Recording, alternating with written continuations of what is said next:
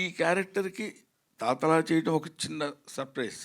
కొంచెం టెన్షన్గానే అనిపించింది ఎలా చేయాలండి. అది న్యాచురల్గా చేయడం, తాతలు ఎలా చేస్తారో అలా చేస్తే సరిపోదు కదా అనుకునేవాడిని. తర్వాత కొడుకు మనవడయ్యాడు ఇక్కడ.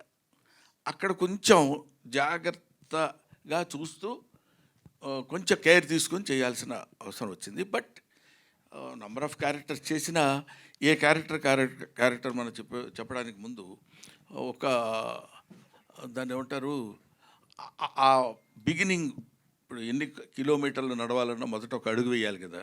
ఆ మొట్టమొదటి అడుగులోనే కొంచెం కేర్ ఉంటుంది. ఆ తర్వాత దిస్ ఈజ్ డెఫినెట్గా, ఇంకా నేను చెప్పడానికి, నేను గబుక్కని మీరు అడిగితే పుస్తకం జారుతానేమోనని భయంగా ఉంది. కొంచెం దాచిపెట్టారు వాళ్ళు, అవన్నీ మనం తర్వాత మాట్లాడుకుందామని. But I felt very happy.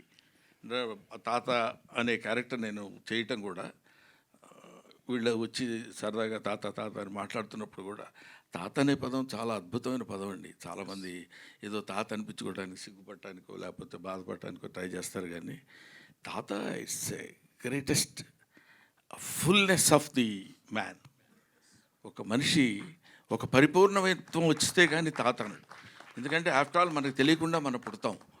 మనం పుట్టిన తర్వాత మనకి పిల్లలు పుడతారు. మనకి పిల్లలు పుట్టిన తర్వాత మనం మన పిల్లల్ని ఎలా చూసామో, మన పిల్లలు వాళ్ళ పిల్లల్ని ఎలా చూసినప్పుడు థర్డ్ జనరేషన్ వాడు మన దగ్గరకు వచ్చేసి నీకేం తెలియదు తాత, చెప్తే వినవేంటి నువ్వు అని మనవడు అంటున్నప్పుడు మన యాక్సెప్టెన్స్ అందంగా ఉంటుంది అక్కడ.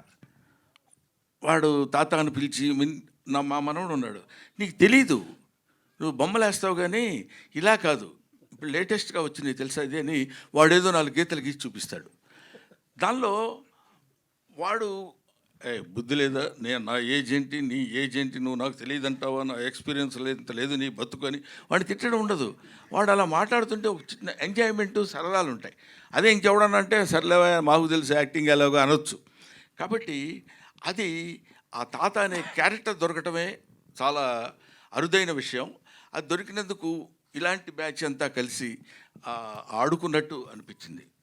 అదే ఇప్పుడు మీ అబ్బాయి ఉన్నాడు, ఏమన్నాడు నన్ను, వీళ్ళ అబ్బాయి నాకు వచ్చి చెప్పాడు, సురేష్ వాళ్ళ అబ్బాయి, డాడీ హూ ఇన్వెంటెడ్ బ్రహ్మానందం అన్నాడంట.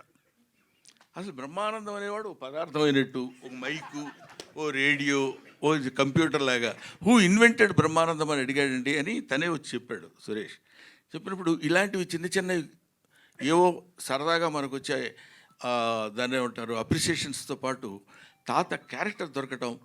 So I should be thankful to mister Rahul Yadav and as well as Nikhil. Thank you sir. And ఇప్పుడు తెలుగు సినిమా అంటేనే ఒక కామెడీ బేస్డ్గా ఉండే సినిమా, జనాలకు నవ్వుకునే సినిమా. తెలుగు సినిమాలో ఈ మధ్య అసలు కామెడీ సినిమాలు రావట్లేదు ఎక్కువగా. కారణం కామెడీ అంటే కమేడియన్లు ఎక్కువ మంది లేకపోవడమా, లేకపోతే డైరెక్టర్ రాయలేకపోవడమా? అది చెప్పలేం బ్రదర్. ఎట్లాగంటే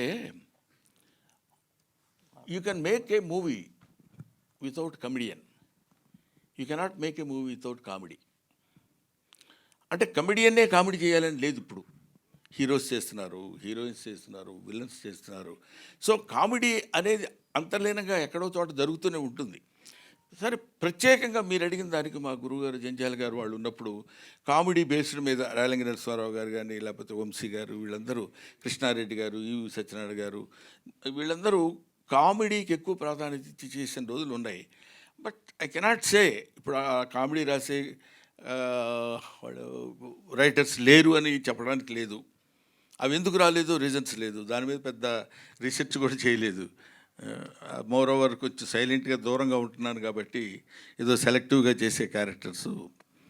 ఎనీవే, నవ్వు వాసన లేని పువ్వు, బుధవర్గము లేని పురంబు, ప్రీతి విశ్వాసము లేని భార్య, గుణవంతుడు కాని కుమారుడు, సదభ్యాసము లేని విద్య, పరిహాస ప్రసంగము లేని వాక్యమున్ అంటాడు. నవ్వించగలిగింది, నవ్వుతూ ఉండాల్సినటువంటి మాటలు ఉండాలి.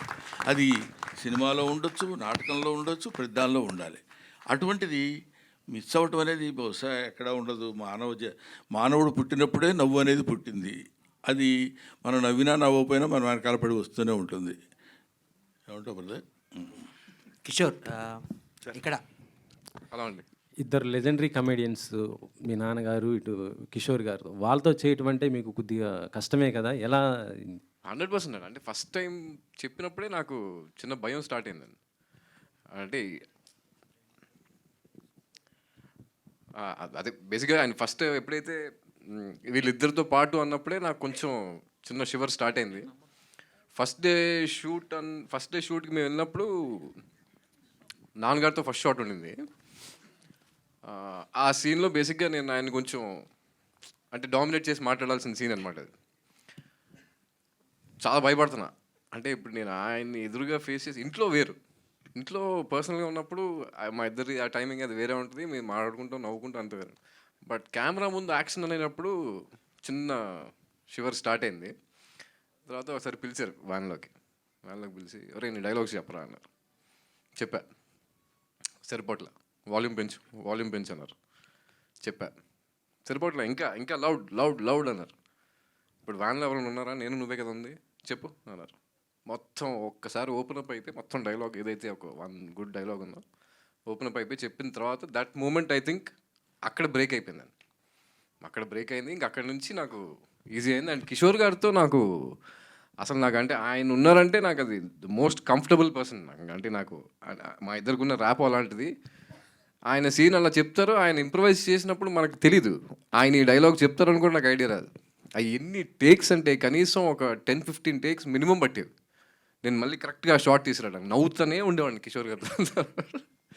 So definitely it was a challenging role అండి. ఇది ఇద్దరిని అలా పక్కన పెట్టుకుని. బట్ ఒక విషయం ఏంటంటే అండి, ఎన్ని సినిమాలు చేసినా మళ్ళీ రేపు వచ్చి కొత్త సినిమాలో కమిట్ అవుతున్నామంటే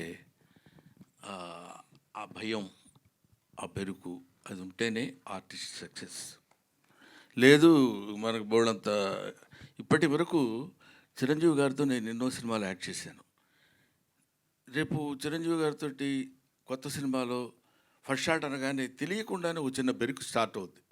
ఆ షాట్ అయిపోయి తర్వాత బాగుందని అందరూ రిలీఫ్గా ఉంటే వచ్చే ఇది వేరు. బట్ అది దాన్ని బెరుకు అనటం కంటే మనల్ని మన సెల్ఫ్ సపోర్ట్, అది that helps us a lot.